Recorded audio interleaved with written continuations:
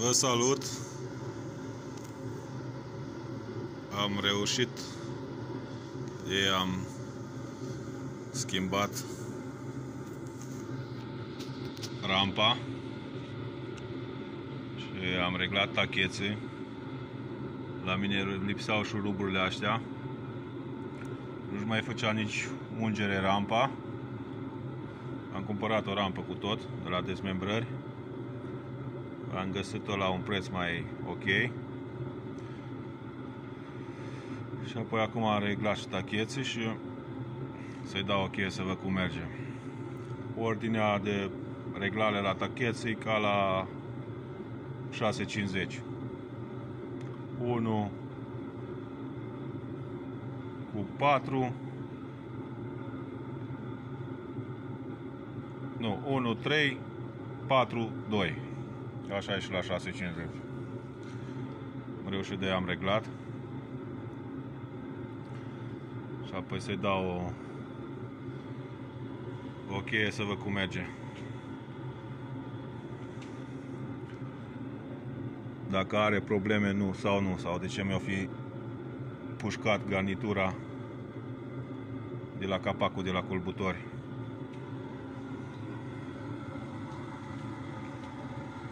Aici am o sobă pe ulei ars. Mai stau la căldură că e cam frig pe afară. Azi e 31 decembrie, ultima zi din 2024.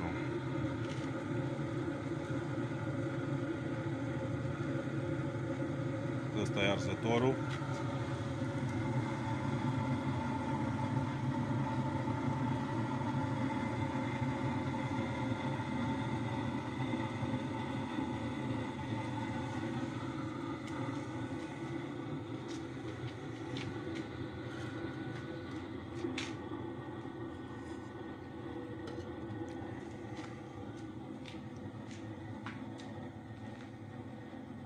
E destul de ok, face căldură.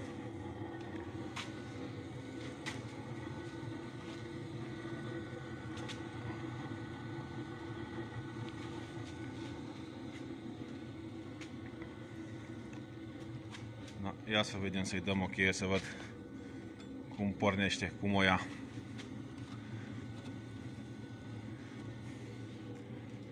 Să iau ăștia de pe aici.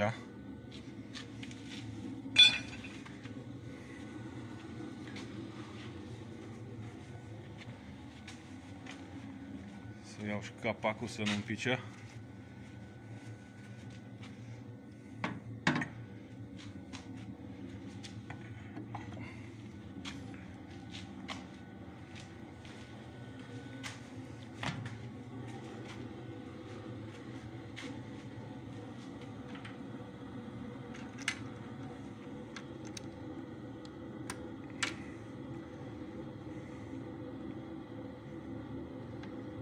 Așa, apăsăm la pompă.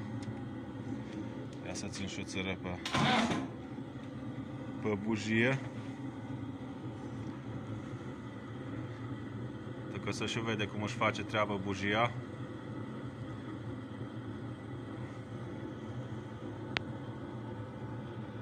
Uite cum o lua foc înăuntru. De la bujia asta. Adică de fapt nu-i bujie, nu știu cum îi zice la asta.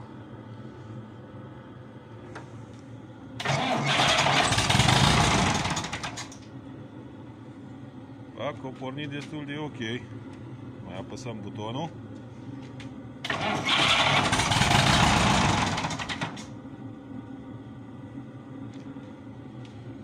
E cam frig și de-aia face figuri.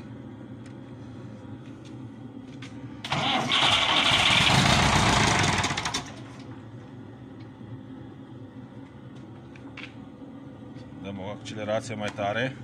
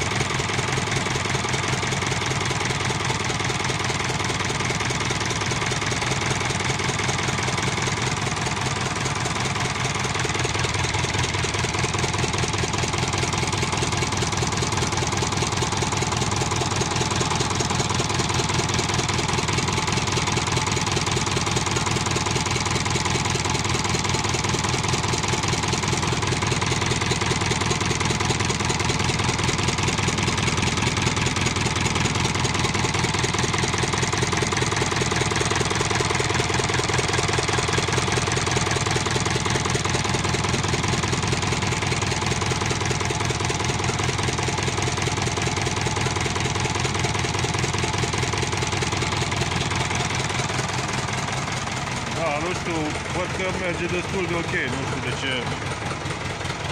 de ce o fi pușcat garnitura.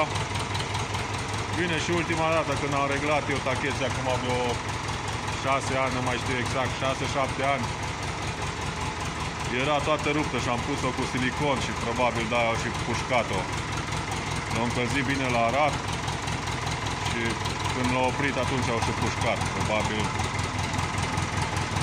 nu știu exact, cum era încălzit și când l-au oprit, poate și din cauza aia sau poate și din cauza la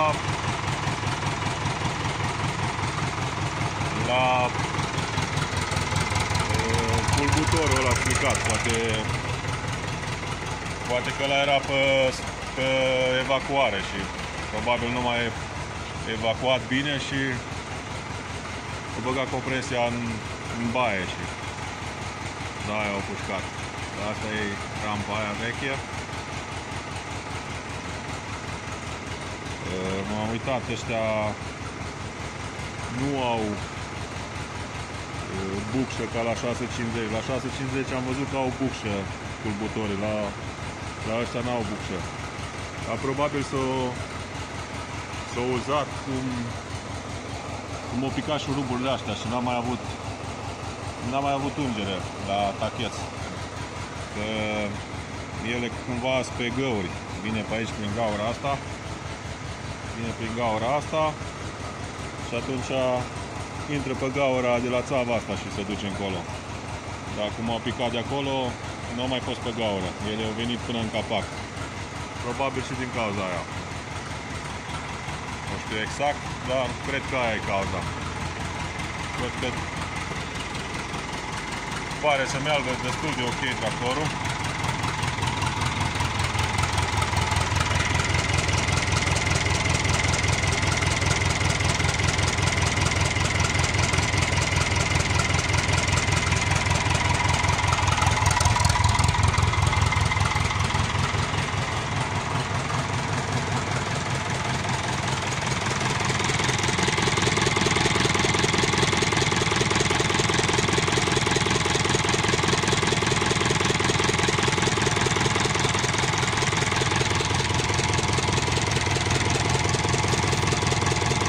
Pare că bagă cam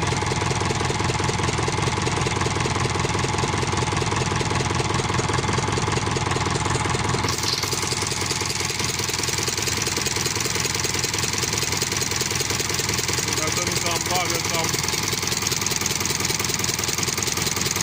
pus pe aici pe la chuloasă, după cum se pare.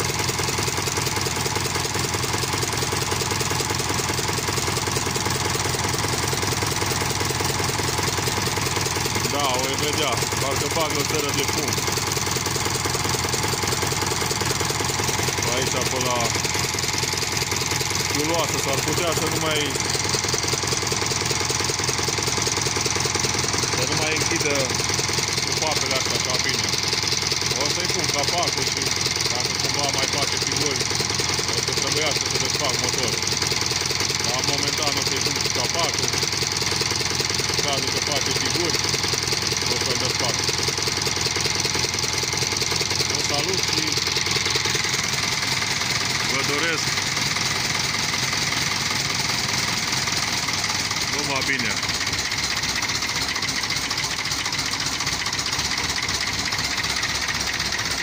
Îl las să se încălzească un pic și după aia văd cum mai merge.